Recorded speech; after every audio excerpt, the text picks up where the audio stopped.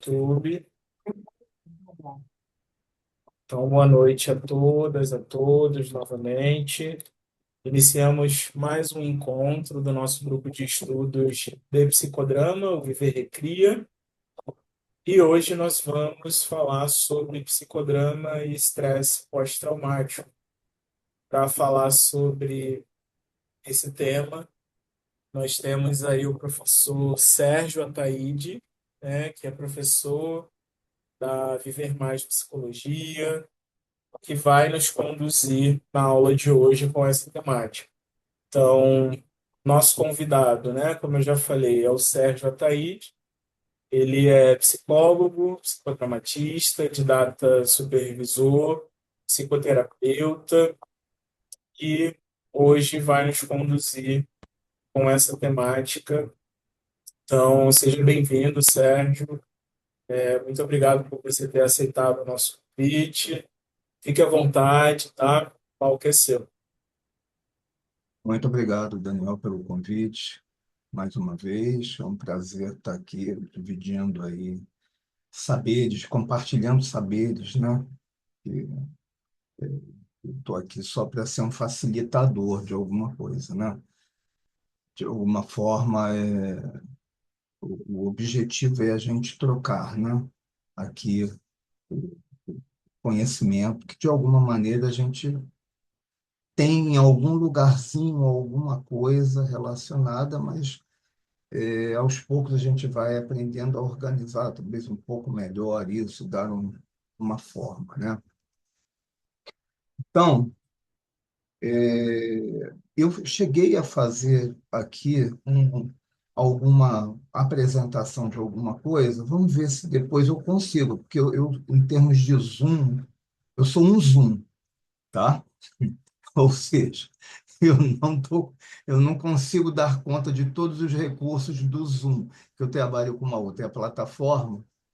E aí Aham, eu estou mais acostumado, né, com o Whereby, etc. Zoom é sim. sempre uma incógnita para mim, mas aí vocês podem ir me ajudando em alguma coisa para a gente ir conversando aqui, Ah, tá? Sérgio, se você quiser, você pode me enviar também o material que aí eu vou passando, tá? Se for Tá, facilitar aí para você. tá bom. Deixa eu ver, não sei nem como é que eu faço para te passar isso. Eu vou tentar por aqui, ver se eu acho. Se eu tiver dificuldade, aí eu te peço um Perfeito. socorro. Tá legal? Então, o que que eu pensei em nós começarmos aqui? Primeiro, a gente dá uma noção, né? Assim, o que que é um trauma, né? Inclusive, eu deixo aqui. Vocês estão me ouvindo bem? Está direto? Porque em alguns momentos a tua voz, Daniel, Sim. está falhando um pouco, está cristalizando. Eu não sei se é aqui a minha internet, não sei se para vocês está geral. Como é que está isso? Estou te ouvindo bem. Te ouço Tá. bem. Mas em algum momento isso aconteceu com vocês? Cristalizou alguma coisa ou não? Bom, Não? Ah, aqui então para mim era foi só para. normal. Tá. Então foi aqui para mim, agora não está acontecendo, não. Mas vamos torcer para que a gente consiga ir adiante, sem problemas. Bom, então é legal a gente começar a delinear um pouco do que se chama, né, de, do chamado trauma. Então, trauma a gente tem como visão tudo aquilo que de alguma forma extrapola os limites, né, do humano. E muitas vezes vai além disso, né? O próprio termo está falando, extrapola, né, os limites, desorganizando de uma maneira geral o indivíduo desde o seu aspecto físico, mental, espiritual, né? Então a gente tem como trauma toda e qualquer situação que, de alguma maneira, traz essa carga de desorganização para o ser humano, né? De forma que alguns conseguem até superá-los, mas muitas pessoas não conseguem também e acabam ficando, de alguma maneira, prisioneiras, ficam fixadas numa situação traumática e desse ponto não conseguem desenvolver as suas vidas, né, produtivamente. Então, aí se chama de trauma.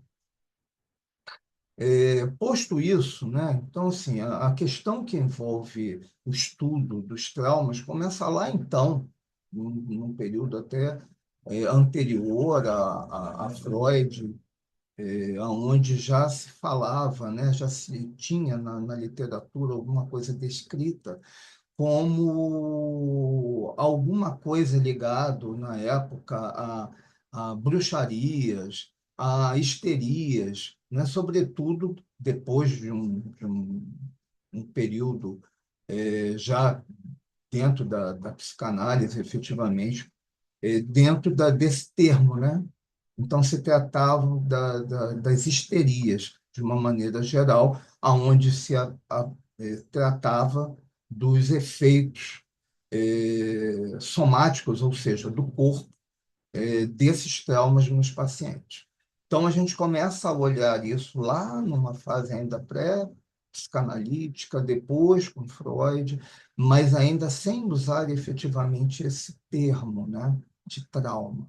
Eram outras coisas misturadas, inclusive de poder sobrenatural, né, que fazia com que muitas vezes se envolvesse cegueira, paralisações, né, dos indivíduos, particularmente nas mulheres, embora isso também pudesse acontecer com homens, mas especificamente aí no estudo aparecem muitos casos com as mulheres. Então, a gente começa a ter essa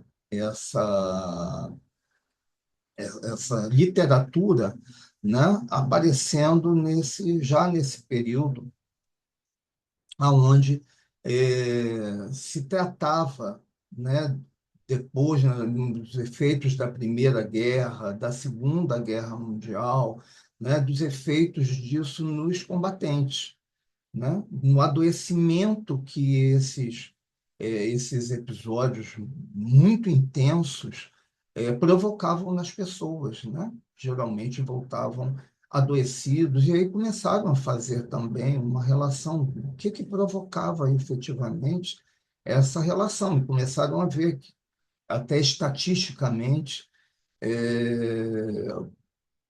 um determinado número de dias onde aquela pessoa fosse exposta àquele tipo de estimulação, muito provavelmente ela apresentaria determinados sintomas, né? Então, vem dessa época, vem desse período, a, a, a, essa visão, né, dos efeitos e dos sintomas que, que quando o indivíduo era submetido, isso provocava uma questão traumática, trazendo, como eu falei, já uma total desorganização para a vida das pessoas, né? Onde eram muitas vezes dispensados de retornar aos seus postos de combate, e isso também era uma questão bastante complicada no período, porque a gente está falando de uma população masculina, num período onde a questão da guerra envolvia a defesa da pátria, envolvia uma cultura masculina que se colocava disponível sempre para esses feitos heróicos, o que significava ter coragem, ter patriotismo. Então, era um período muito complicado para se tratar desse tipo de quadro durante uma fase tão complicada para a humanidade, né? Então, a gente começa pegando esse períodozinho, não vou me deter muito nisso, porque eu acho que não vem ao caso, para a gente depois começar efetivamente a a trabalhar, né, com essa questão do trauma, é a partir do estudo desses traumas em que vai se observando esse aprisionamento o aparecimento desse quadro de sintomas que muitas vezes aparece e desaparece em outros momentos, é contínuo, o que vai se dando a ideia efetiva de um transtorno, principalmente no que diz respeito aos quadros que envolvem o sofrimento emocional, né, dessas vítimas, né? E aí já não mais numa situação de guerra, mas já começando a ser associado a outras coisas, né?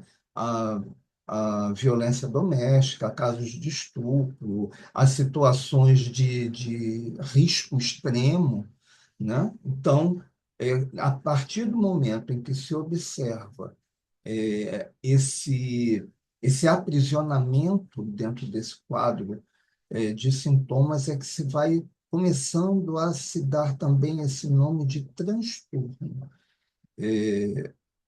de transtorno de estresse pós-traumático, né? Então, é desse ponto em diante que a gente efetivamente vai começar a olhar, porque o que interessa aqui, eu acho que mais para a gente é olhar essa questão do psicodrama e o estresse pós-traumático.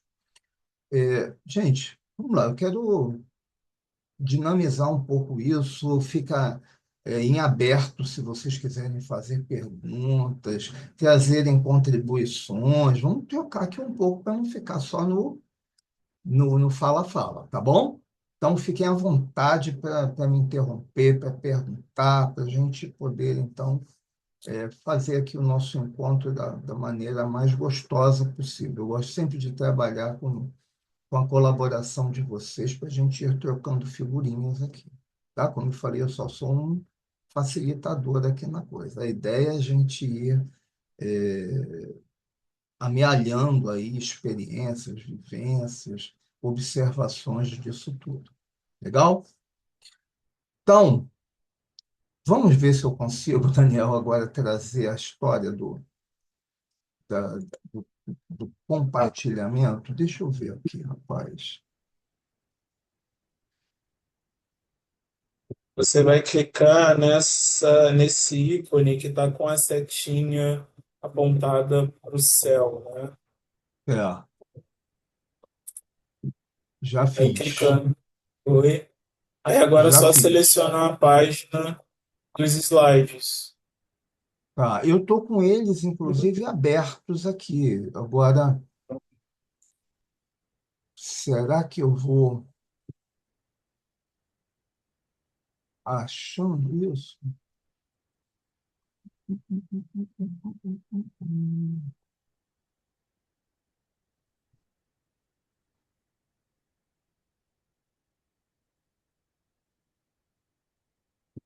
Tá abrindo aqui. Está abrindo, né? Mas eu É, estou procurando o meu bom. Psicodrama e TEPT. Isso, eu Esse estou do lado. procurando aqui o do Canva. Onde é que eu acho isso agora? Tá aí do lado do início Canva e tem uma outra aba, Ah, Psicodrama e será? TEPT. É aí. Aqui? Vamos Isso, ver que aí ele. clica em apresentar, certo? Aonde é que está? Aqui. Superior, isso, aí mesmo. Que aí vai ficar em Beleza. Vamos tela ver se grande. vai? Opa, Oi. Daniel, que maravilha. Tá. Então, é, primeiro eu quero resgatar aí um pouco da questão aonde Moreno nos diz que o ser humano ele nasce dotado de todas as ferramentas para um trato social, né? Então, nós somos seres sociais e tudo aquilo que, de alguma maneira, atrapalha esse potencial que nós já trazemos, de alguma forma também vai interferir na nossa espontaneidade. E a partir desse ponto é que esse elemento que a gente está trazendo hoje, do trauma, vai ser um elemento que vai alterar completamente a nossa forma de nos relacionar com a vida, com outros humanos, né? Com os nossos sonhos, em suma, com todas as coisas que nos cercam. Então, é a partir dessa, dessa interação negativa, digamos assim, né? Desses elementos traumáticos com a nossa vida, é que começam efetivamente a aparecer também os sintomas de paralisação, de desorganização, né, da nossa vida, nas nossas relações sociais, nas nossas relações afetivas, na construção de um futuro, né? Então, é importante a gente ressalvar aí que a gente começa pegando lá com o Moreno dentro desse aspecto onde ele traz o potencial que nós já trazemos, que é inerente ao ser humano, para as relações de uma maneira geral, que ficam emperradas na medida em que lidamos com as situações traumáticas, né?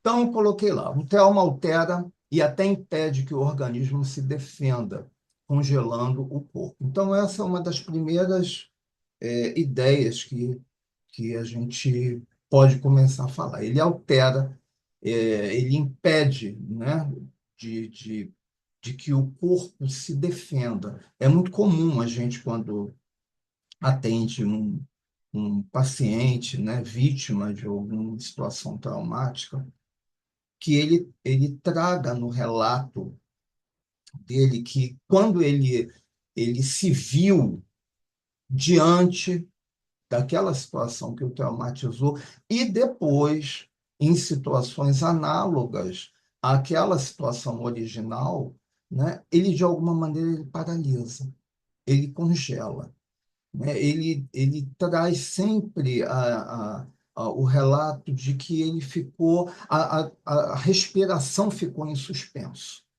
inclusive, né? Então, assim, por um momento eu fiquei paralisado, por um momento eu fiquei congelado, né? E por um momento eu não consegui nem respirar diante daquilo que, de alguma maneira, ficou registrado no seu corpo, na sua memória afetiva, emocional, aquilo que efetivamente o levou àquela história extrapolou os limites daquela pessoa, né? Então, esse material fica guardado, fica armazenado em nós, e toda vez que, de alguma maneira, a gente se aproxima, seja por uma gama de estímulos que podem ser sensoriais, físicos, afetivos, e que de alguma maneira é reconhecido como algo próximo daquilo que nos traumatizou, é o suficiente para nos levar novamente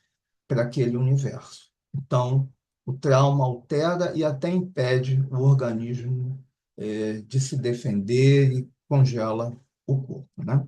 É necessário, deixa eu tirar isso daqui. É necessário resgatar as capacidades cognitivas e a potência corporal se quisermos tratar o trauma.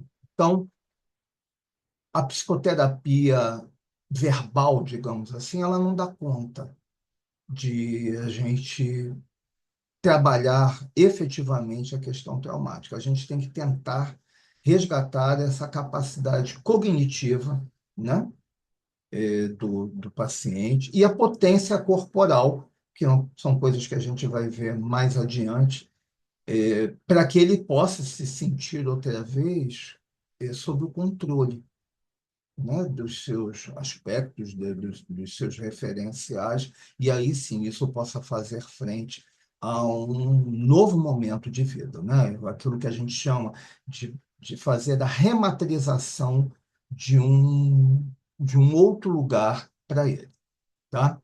O psicodrama surge como uma ferramenta potente de mobilização desses recursos nas esferas motora, sensorial e afetiva. Pergunta, gente? Podemos Por, en- seguir? por enquanto Oi, não, Sérgio. Pode seguir. vamos embora.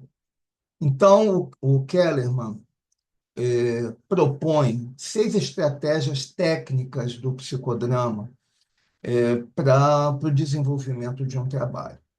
É a dramatização do trauma em si, né? A ressignificação cognitiva do trauma, ele, de alguma maneira, a partir da dramatização, ele ressignificar toda aquela cena e todo aquele sofrimento, né?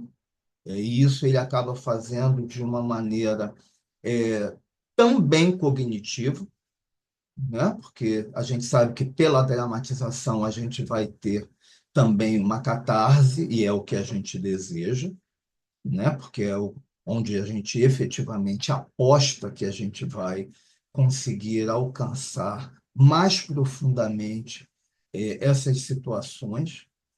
E depois, é claro, a gente vai passar, sempre passa, por alguma ressignificação também cognitiva desse mesmo trauma, né? Eu coloquei ali a catarse emocional que vem da dramatização, é o que a gente deseja, de uma maneira geral, em qualquer situação que a gente dramatize, independente de uma situação traumática, o psicodrama aposta que efetivamente é a partir dessa catarse emocional que a gente consegue acessar mais profundamente os conteúdos que vão ajudar o paciente a superar as suas dificuldades.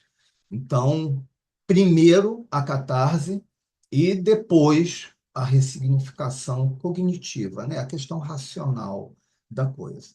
Por isso que só quando a gente trabalha de uma maneira sei lá, racional mesmo com o cliente, principalmente para nós, psicodramatistas, que conhecemos, né, as ferramentas que nós temos em mãos, sei, parece que fica faltando alguma coisa, parece que a gente não consegue alcançar, e a gente percebe não só na falta que nos faz essa ferramenta, quanto a gente percebe que o cliente não alcança efetivamente, né? E quando a gente trabalha tanto individualmente quanto em grupo, às vezes, a gente precisa ter um cuidado extra, porque muitas vezes alguém do grupo pode fazer algum tipo de intervenção que, de alguma maneira, pode distrair, pode até atrapalhar, né, esse protagonista a alcançar aquele objetivo que a gente pretende, que é exatamente a questão da catarse. Então, a gente tem que cuidar, a gente tem que, de alguma maneira, controlar um pouco essas intervenções, porque, inclusive, isso pode servir como uma fuga, não só para o protagonista, que pode desaquecer, né, quanto para o próprio grupo, que muitas vezes quer fechar os olhos e não quer entrar em contato com aquele drama que está sendo colocado, vivido, né, compartilhado ali do protagonista com o grupo. Então, a gente precisa ter sempre esse cuidado, né, porque o que se deseja efetivamente é chegar nessa catarse. Realidade suplementar. Oi, Sérgio, desculpa te cortar. Tem fala, uma pergunta aqui no chat, vamos embora. que é da Mel, né? Quando você falou na dramatização do trauma, ela colocou o Sim, seguinte: dramatizar o trauma não corre o risco de retraumatizar o sujeito? corre, corre sim. E a gente vai precisar ter muito cuidado com isso. E os recursos que a gente tem, eu vou até antecipar um pouquinho, mas assim, a gente primeiro vai desde o início também explicar para o nosso cliente, primeiro. que a gente não vai mexer nas suas dores de uma maneira aleatória, descuidada. A gente não vai entrar por entrar, a gente vai entrar para ajudá-lo a sair. A gente fala que a gente dramatiza para desdramatizar. Agora, é claro que, acho que é a Márcia Carpe até que diz que a gente tem que ter esse cuidado para a gente não retraumatizar o nosso cliente. Isso, se a gente não tiver o cuidado devido ao acolhimento, à escuta, se de alguma maneira a gente não dramatiza aquilo, mas sem efetivamente saber o que que a gente está fazendo, o que que a gente quer com aquela dramatização, que eu vou colocar mais adiante, é um risco, sim, tá? Inclusive, tem autores que dizem que efetivamente o psicodrama acaba, de alguma maneira, traumatizando, retraumatizando, e aí oferece alguns caminhos para, de alguma forma, neutralizar um pouco isso. Tá? Te respondi, meu? Respondeu sim, obrigada. Tá. A gente vai voltar a falar disso aí um pouquinho, e aí, se você tiver mais alguma dúvida, alguma questão, fica à vontade. Tá? Então, vamos lá. Realidade suplementar como forma de alcançar novas soluções. Também vou falar um pouquinho mais detalhadamente disso, mas seria dar ao cliente a oportunidade de ele mexer naquela cena que está sendo dramatizada ali, né?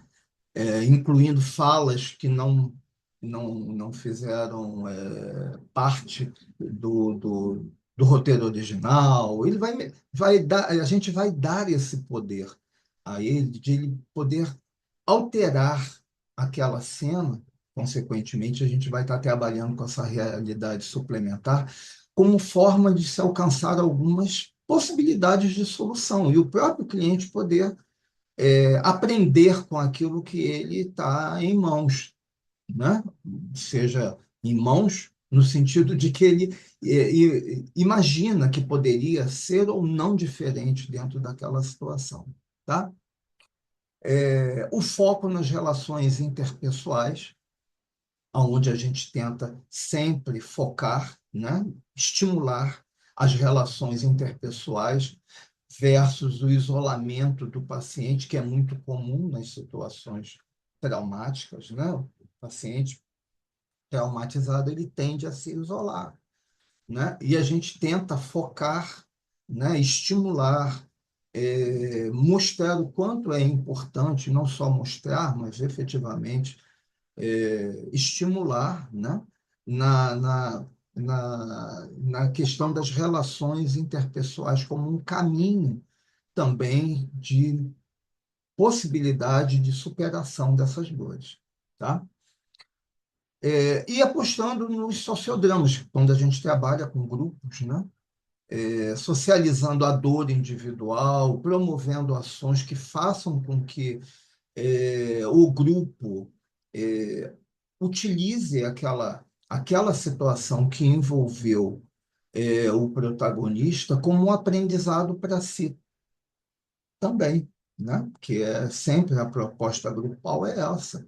A gente trabalha com um protagonista, no caso do sociodrama, o grupo é o protagonista, então, com o objetivo sempre de um aprendizado, né? De que, de alguma maneira, esse papel de, da vítima seja revisto por todo o grupo, particularmente pelo protagonista, tá? Se for um caso de um psicodrama, efetivamente. No caso de um sociodrama, que todo o grupo possa rever essa condição aí, vítima, né? Quando se trabalha com um traumatizado, deve-se evitar, olha aí, Mel, retraumatizá-lo, né? Então, dramatiza-se para desdramatizar e não para provocar uma dor desnecessária. E isso é muito importante que a gente No início, logo lá nas primeiras entrevistas com o cliente, a gente possa explicar, né, a nossa metodologia de trabalho, para que a gente vai mexer nesses conteúdos, né? A gente vai respeitar o tempo desse cliente, a gente vai obedecer de alguma maneira um protocolo, que eu vou colocar um pouquinho mais à frente, para que a gente possa ir mexendo, né, nesse quadro com segurança, né? Não só para o nosso paciente, mas até para nós também, né? Como diretores, como terapeutas, né? Que seja seguro para todo mundo, que a gente também se sinta confortável, né? Numa condição onde a gente saiba onde a gente está colocando os pés e que a gente se sinta seguro de que daremos conta daquele serviço ali, tá? As propostas de cena normalmente são do diretor, mas também podem ser do protagonista. Inicialmente são nossas mesmo, tá? Mas a gente, de alguma forma, a gente passa esse bastão para o cliente. Lembra da história da realidade suplementar que eu coloquei, né? A gente sempre vai tentar empoderar o nosso cliente. Isso é extremamente importante dentro dessa dinâmica de trabalho, porque a gente, de uma maneira geral, lida com um paciente que se vê impotente, né? Impotente diante daquilo que o traumatizou, que o leva ao sofrimento, e a gente vai fazer com que ele comece outra vez a se empoderar. Então, a gente vai dar os recursos, a gente vai oferecer, a gente vai mostrar que ele tem recursos que ele pode usar para resgatar a sua própria potência, para que ele possa ter uma perspectiva de futuro, de uma vida normal, etc. Tá? Então, inicialmente, somos nós mesmos que fazemos essa parte, mas o cliente também pode propor. E a gente deve deixar, e a gente deve embarcar para ver aonde é que eles nos levam também, né? Vamos ver juntos, sempre dando um suporte, sempre dando um apoio àquele cliente, àquele paciente, para que ele possa também ir resgatando a sua potência diante daquilo que o paralisou.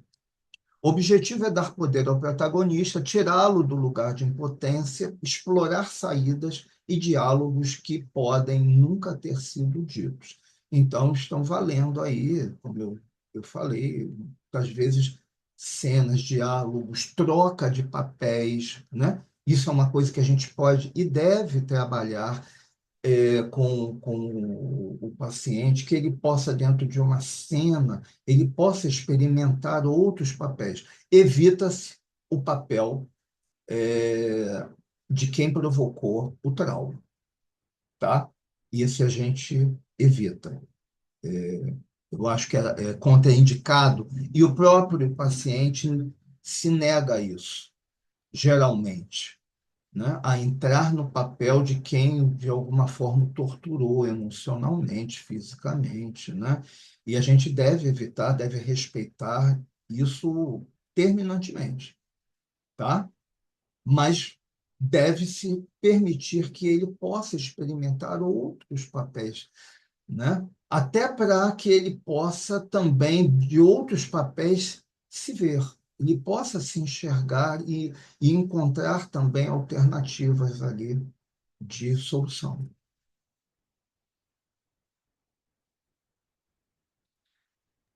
E, Sérgio, sobre oi, essa questão da dramatização, sim, a Léa colocou uma pergunta aqui no chat. uhum. Ela escreveu o seguinte: o que seria dramatizar um trauma? Fazer uma cena de espancamento, abuso, acidente? Que parte dramatizar? Me repita, por favor, Daniel. Falhou aqui. Tá. O que seria dramatizar o trauma?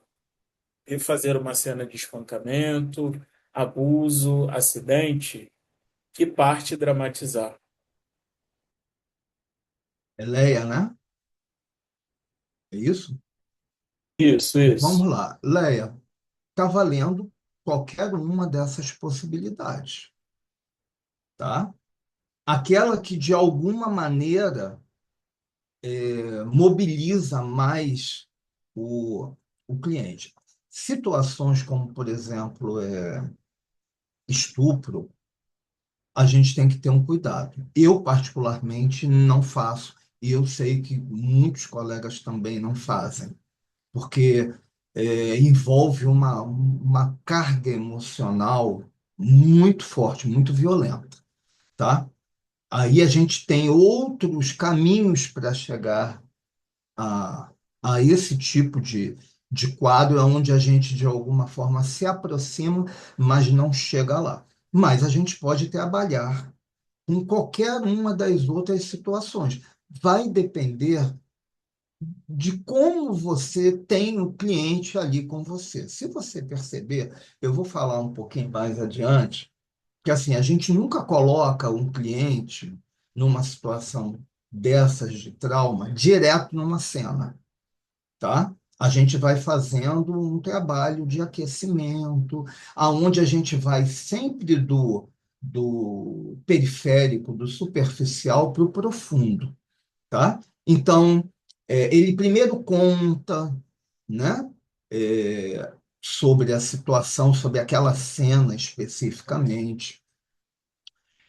Depois, se a gente trabalhar com ego auxiliar, a gente pode fazer com que o ego represente a partir do relato e ele assiste, né, aquela cena, para depois ele poder entrar e protagonizar a cena, tá? Então tem um esqueminha para a gente trabalhar. A gente nunca joga o paciente aos leões direto. Como eu falei, lembra da pergunta acho que foi da Mel, que perguntou a respeito de retraumatizar? Esse é o cuidado que a gente tem, né? Esse é um protocolo, digamos assim, que a gente tem justamente para não retraumatizar, né? Então, o paciente sabe que ele conta com você, com o teu cuidado, com o teu amparo, e você vai trabalhando com isso aos poucos, né? Aos poucos você vai introduzindo esse paciente nessa cena, tá? Te respondi, Léa? Obrigada, Tá obrigada. bom. A gente ainda vai falar ali um pouquinho mais sobre isso, tá? Tá. Então, ali, acho que podem servir de caminhos de exploração para avaliar se teria saídas melhor do que a original, né? Então, eu estava falando de como a questão da dramatização e da realidade suplementar podem ajudar o paciente a servir de exploração para que ele avalie, não só ele, mas nós também, né? Se teriam caminhos melhores que aquele ele tomou como elemento original. A gente sempre deve ter um cuidado de mostrar para esse paciente que toda a situação de submissão que ele, de alguma forma, teve diante de uma situação traumática foi estratégica para a sua própria sobrevivência, seja física, seja emocional, né? Então, a gente sempre vai dar esse amparo. É muito importante que ele compreenda isso, né, que ele, de alguma maneira, ele teve que se submeter, ele teve que passar e ainda vive, de alguma forma, esse sofrimento, como estratégia para a sobrevivência de um determinado momento. Foi na infância? Foi na infância. O adulto lidaria de uma outra forma. Mas quem está aprisionado, quem está emocionalmente sofrido, é uma criança ferida um adolescente, em suma, né? Então a gente precisa levar esse entendimento para que ele possa então separar, né, um pouco esse joio do trigo, né, de que ali houve uma situação de enfraquecimento, né, de que ele... É porque há geralmente uma situação de julgamento muito forte, né, da vítima do trauma, né, onde ele se acha incompetente, ele se acha burro, ele se acha ingênuo. E eu sempre digo, olha, isso não vai nos ajudar.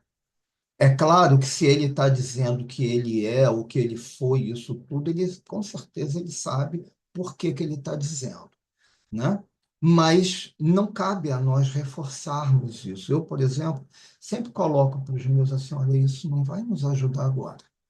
O que vai nos ajudar é nós olharmos juntos, e eu sempre dou essa consigna, né? Não, vamos juntos, eu estou com você aqui para nós vermos juntos o que que aconteceu, o que que poderia ser diferente, etc.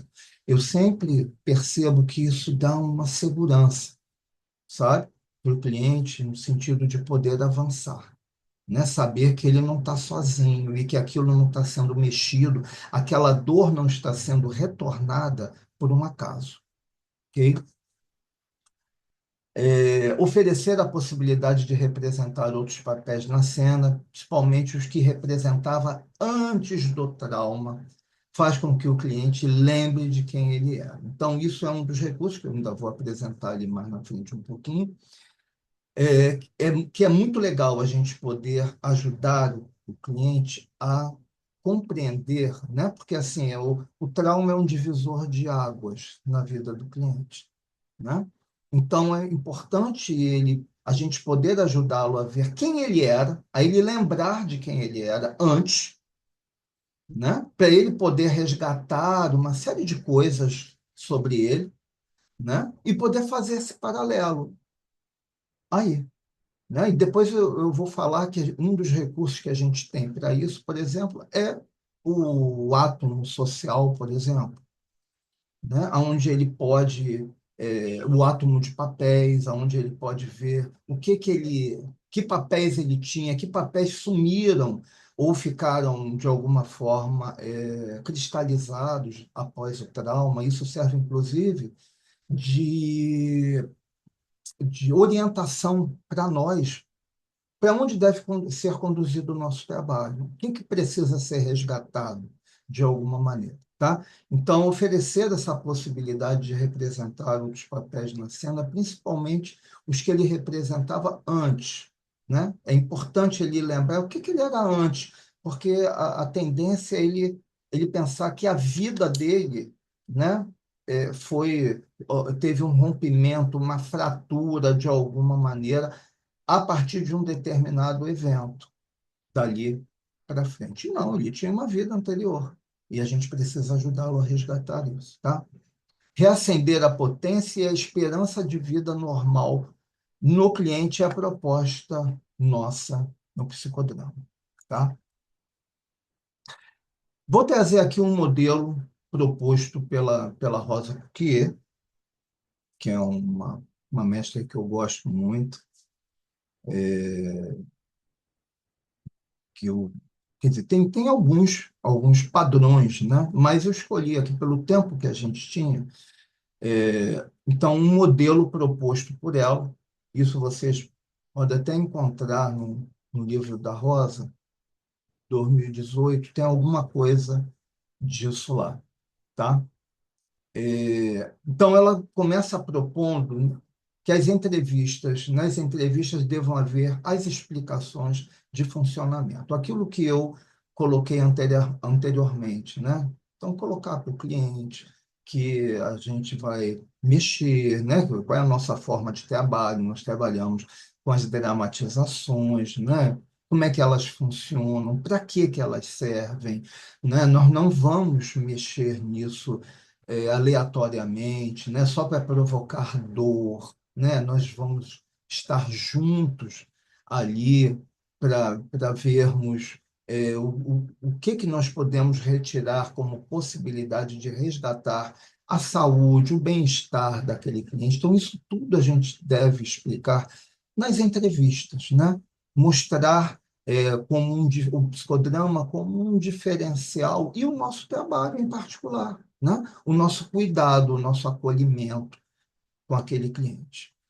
Átomos sociais e átomos de papel, ou de papéis, antes e depois do trauma, né, como recurso de avaliação e proposta de trabalho.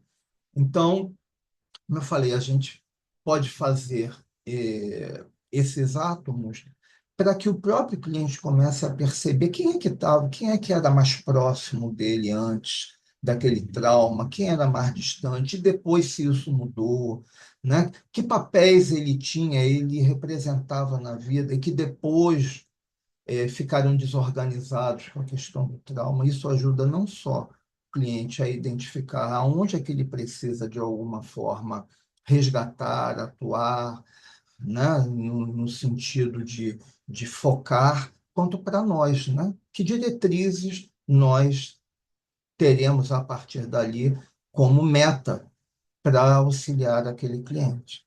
Ok?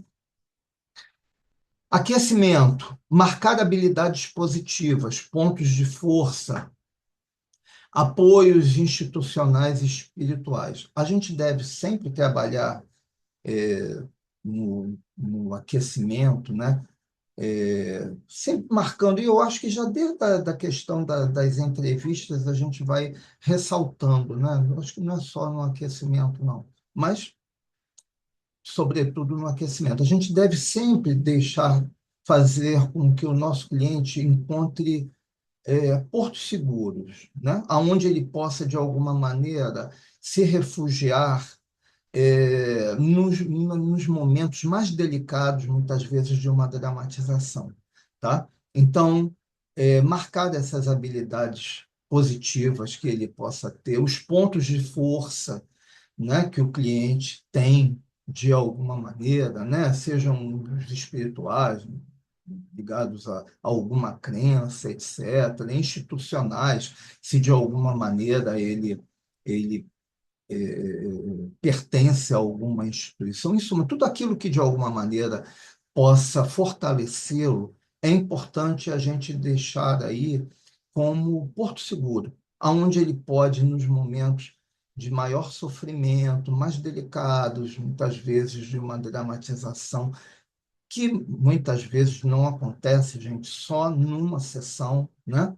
Acontece em várias, às vezes vai se desdobrando em várias outras sessões, né? Mas que ele possa sempre retornar para aquele ponto seguro dele, né? Onde, de alguma maneira, ele se sente novamente fortalecido, né? Empoderado. Ok? Dramatizações. Aproximação aos poucos da cena. Primeiro, o paciente conta, eu acho que aí vai para a Leia, como ela colocou, né? Aproximação aos poucos, né? Primeiro ele conta, ele olha a cena de fora, né? Ele representa, ele tem essa cena representada muitas vezes por egos ou por psicodrama interno, e depois ele entra na cena e protagoniza, né? E você vai acompanhando isso, né? Vai vendo efetivamente as condições para ele ir, né, avançando, né, sempre do superficial para o profundo. Isso em qualquer dramatização que a gente faça, independente de a gente lidar com estresse pós-traumático, tá, gente? A gente sempre vai do superficial, do periférico, para o profundo. Oi, quem falou? Então, é essa, digamos assim, meio que o protocolo que a gente vai seguindo, né? Quando a gente tem um grupo ou tem mais algum sorte de ter um ego, né? A gente utiliza o ego e monta muitas vezes a cena e esse paciente vai assistir, né? Mas quando não tem, a gente às vezes faz um psicodrama interno mantendo de fora, né? Como se ele estivesse assistindo aquela cena, ainda sem entrar. E quais os recursos que a gente pode trabalhar com isso? A gente propõe que ele coloque, por exemplo, um boneco igual a ele, né? Com o mesmo tamanho, com as mesmas roupas na cena.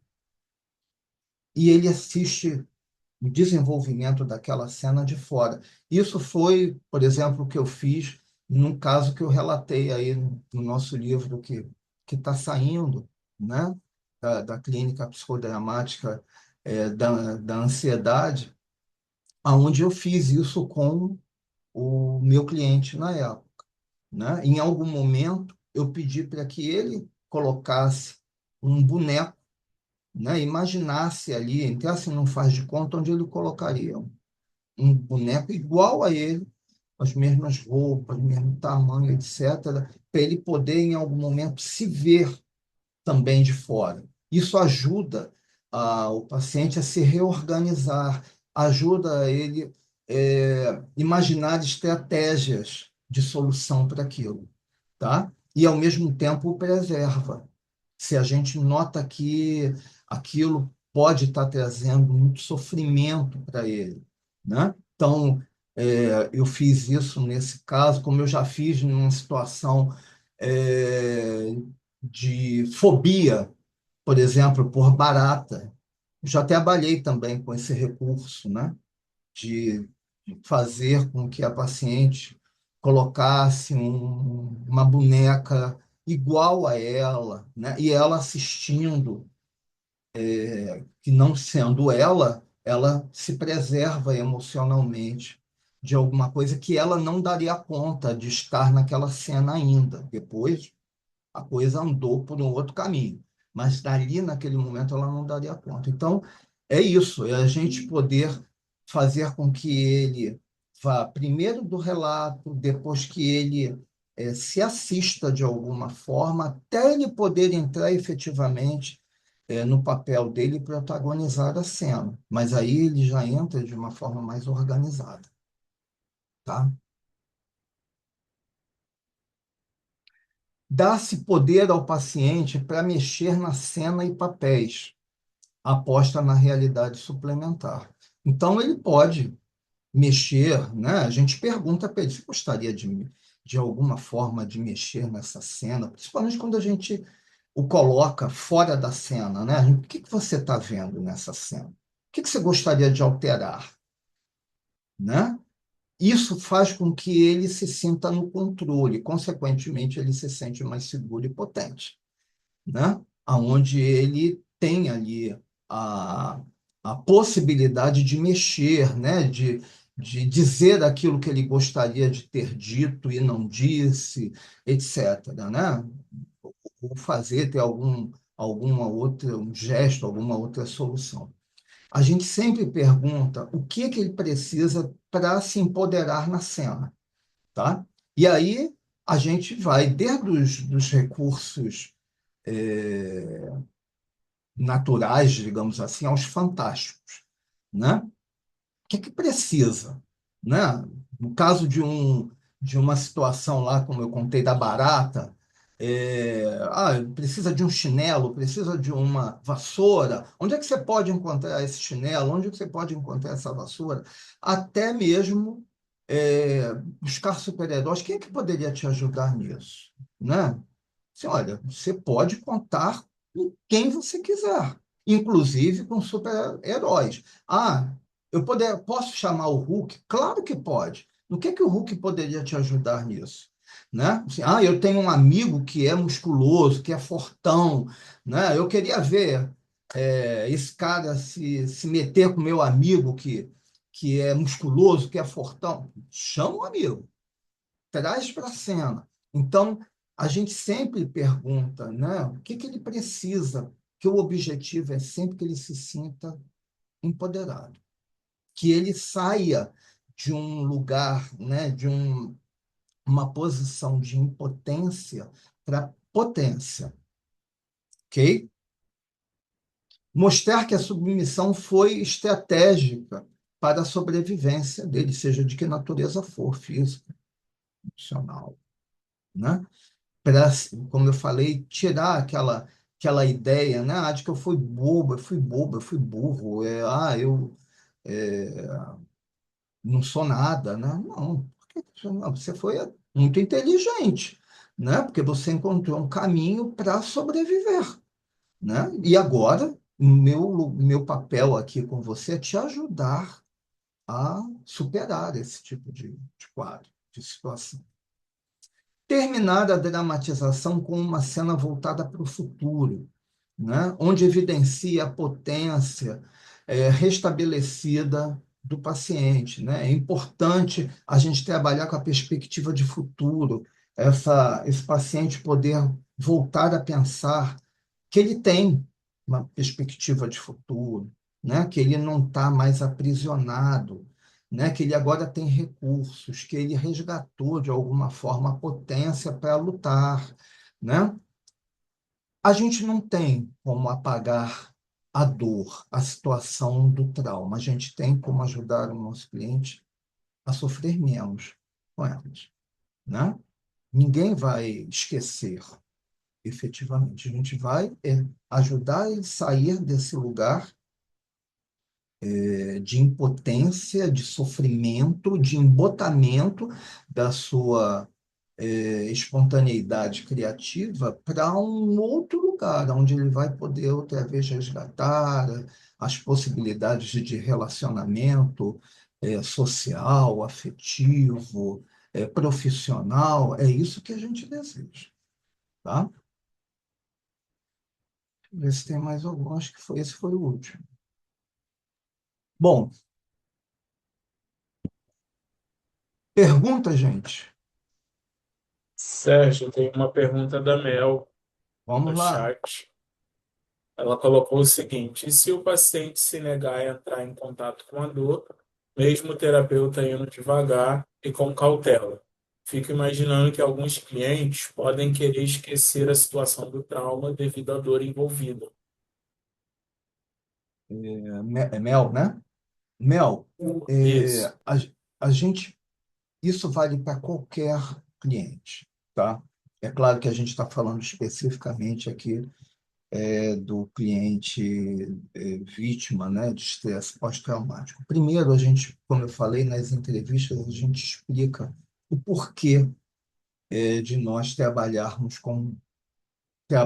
e trabalharemos com ele. A ideia é sempre de explicar ali ao cliente que um processo psicoterápico ele envolve sempre acessar aquelas situações de sofrimento, de vulnerabilidade que nós temos, que nós vivemos, né?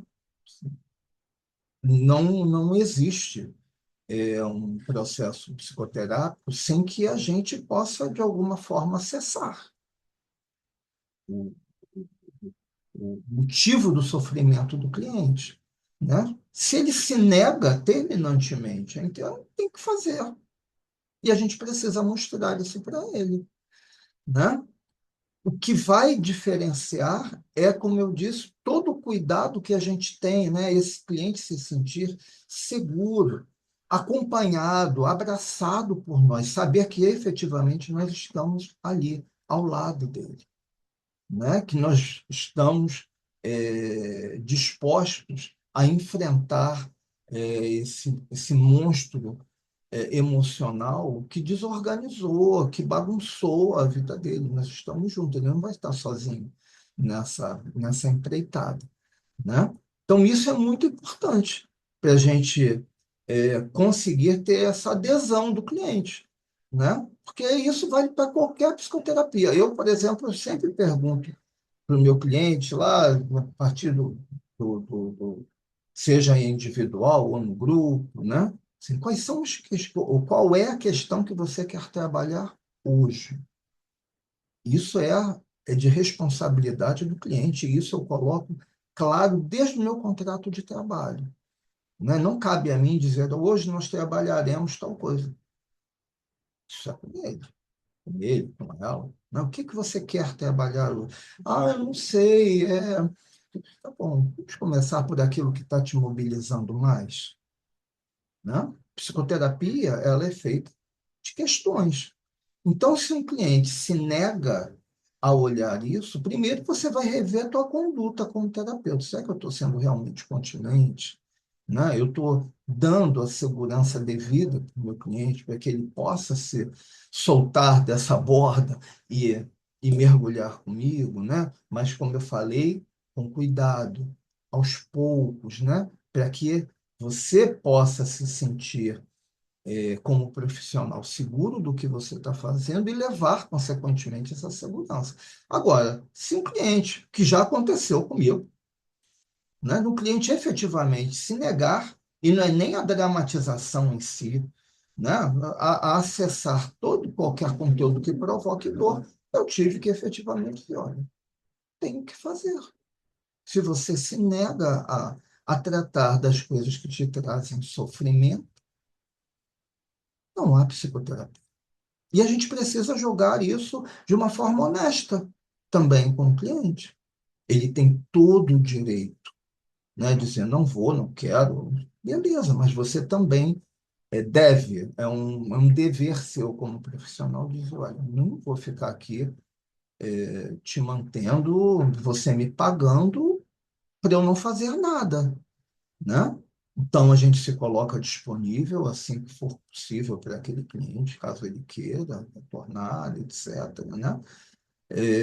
Mas é assim, dessa maneira que eu trabalho nessas situações. Te respondi? Sim, ficou bem claro para mim. Obrigada. Legal. Mas a gente esbarra com isso, tá? Esteja certo. O cliente tem medo, dependendo do quanto aquilo o machucou, é claro que ele vai ter receio. E vai contar sempre com você como profissional para dar essa segurança, né? De, vamos, eu estou com você, né? Eu não vou te deixar sozinho, sozinha. Estamos aqui para trabalharmos juntos. E vai. Quando o cliente percebe que a gente não está ali só para meter o dedo na ferida e cair fora, ele vai. Como eu falei, é uma coisa que você muitas vezes não vai conseguir acessar numa sessão só, numa primeira, segunda, terceira sessão. Isso é um caminho, tá? É um processo. A gente nunca tira fruta verde do pé porque vem o galho junto, né? A gente puxa, ele não sai. Quando a gente vai trabalhando e vai amadurecendo isso no cliente, é como uma fruta madura, vem naturalmente na tua mão, sabe? Você percebe que você consegue acessar, o cliente permite, porque confia também em você como terapeuta, tá?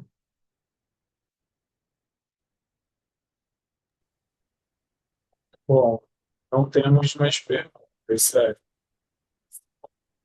Oi, Daniel. Deixa eu só passar aqui Não, ah, uma.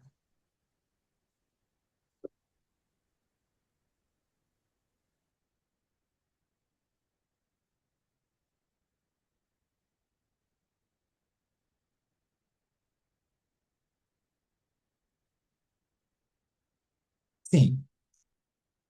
Mais alguma pergunta? não, Vamos lá. não, eu tinha Não? dito que não tem mais perguntas. Ah, tá. Tem Desculpa, eu tinha mais. entendido o contrário. Tá. Ficou claro, gente? A gente teve um tempinho. Eu peguei aqui, como eu falei, o modelo da Rosa, que é o que eu estou mais acostumado a trabalhar, e eu achei que também seria mais fácil aqui para vocês entenderem. Mas existem até outros modelos, né? Como o da Márcia Carpe, tem de outros colegas que trabalham, pegando modelos de espiral, etc., né? Onde passa pela situação traumática, mas nunca no mesmo ponto, né? Então, assim, é sempre trabalhando com essa perspectiva. Eu peguei o da Rosa, que é o que eu estou mais acostumado, é o que eu tomo para a minha prática, né? Tá. E para quem quiser conhecer mais um pouco sobre o trabalho do Sérgio com estresse pós-traumático, fica aí a dica para vocês adquirirem o livro, né? Clínica Psicodramática, Conceitos, Por favor. Práticas e Experiências. Foi lançado aí Aí, recentemente. Sérgio está mostrando, ó, foto. A olha imagem, né, aí. na verdade. Isso.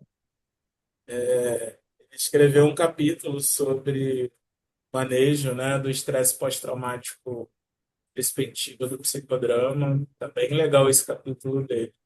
Vale a pena vocês adquirirem, Legal. né? Sérgio, muito obrigado pela sua presença, pela sua disponibilidade. Muito bom te ouvir. É um tempo bem curto, né? Para uma É, temática tão pesada, né? No sentido de ter muito conteúdo para falar. Mas foi muito bom te ouvir.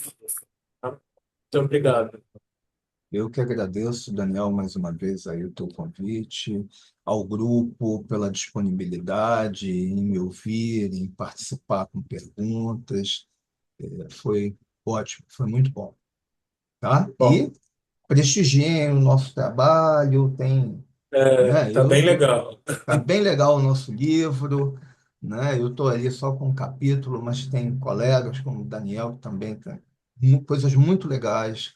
Eu acho que vale muito a pena, né? Porque fala diretamente da nossa abordagem, que é muito rica, gente. O psicodrama é uma das primeiras terapias Verdade. corporais, né? E é muito importante a gente trabalhar com essa ferramenta em quadros como esse aqui que a gente está falando, tá? Só verborragia a gente Verdade. não acessa legal, não, tá? Então é Então, isso, gente. Muito obrigado mais uma vez, Sérgio, a todas que participaram, a todas e todos. Nos vemos no próximo encontro, então, que vai ser já no dia 6 de abril, tá? Falaremos sobre uma temática bem legal também. Então legal. é isso, gente. Boa noite. Tchau, Tchau, gente. tchau. Uma boa noite para todos. Tchau.